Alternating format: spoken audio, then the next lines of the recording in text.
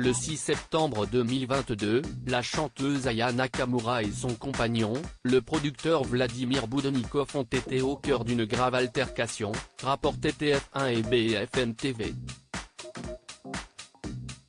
Dans la foulée, ils ont été placés brièvement en garde à vue au commissariat de Rosny-sous-Bois, Seine-Saint-Denis, pour violence réciproque sur conjoint.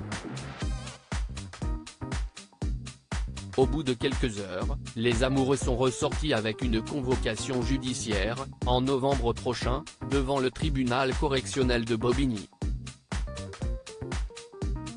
Alors que des rumeurs affirmaient qu'une arme à feu avait été sortie au domicile de l'interprète du tube Pookie, son conjoint dément catégoriquement.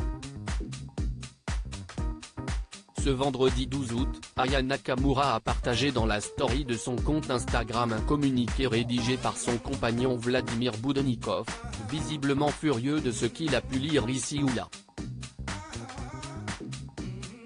Il a donc tenu à donner sa version des faits et à réagir à l'affaire.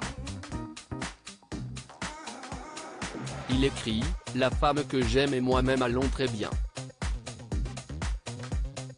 Vraiment rien de grave, rien. Nous avons fait des bêtises ce soir-là et si est-il la vie aussi. Je n'aille braquer personne. Avec aucune arme à feu, sans poudre, ni balle. Je ne suis pas El Chapo. Juste un fumeur, le soir à la maison avant Netflix.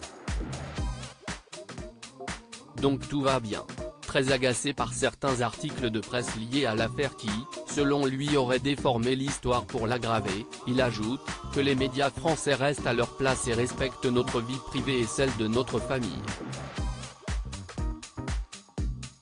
Merci d'avance.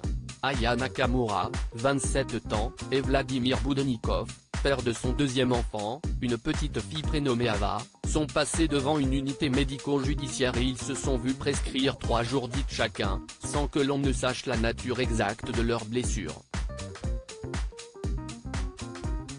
L'altercation a de toute évidence été très violente mais ni l'un ni l'autre n'a voulu préciser, pour le moment, ce qui a déclenché cette histoire. Après cette altercation, la police a mené une perquisition au domicile du couple. Et, selon les premiers éléments rapportés, le bilan était celui-ci, une arme factice, une carabine, plusieurs plants de cannabis et 14 000 € en liquide.